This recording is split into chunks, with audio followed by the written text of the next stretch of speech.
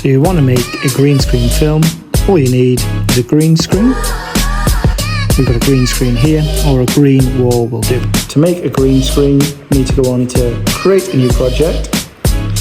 You're going to be met with this is the green screen. So you have different layers. You're going to add the camera. Hello. Then you've got done. Then the second layer is you're going to add in your picture you've saved. So we're going to go through our camera roll and we're going to select this image. So it should look like this. So you've got your camera on the top and you've got your image that you want on the bottom.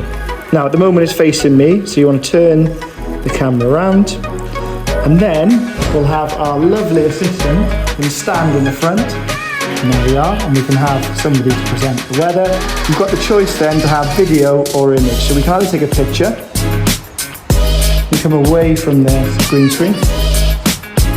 Now you can see here in the background, you can play around with what that looks like, the sensitivity.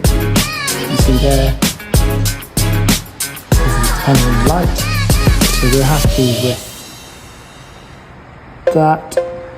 You can either take an image or you can take a video. It'll say record in 3, 2, recorded in 5, 4, 3, 2, 1. And over to the weather with Adley. We have stormy weather today, and our Fiona. So you've got your video recorded, you're happy with that. What you can do now is you can press save. Really important you save the video to your device, and then you can send it other places. You can airdrop it or you can email, but I would always save the video first and then you can do other things with it. You can also then go to things like iMovie, CapCut, and you can add in things like text. You can add in sound effects. Resources again are a green screen app, and a background image saved to your camera roll.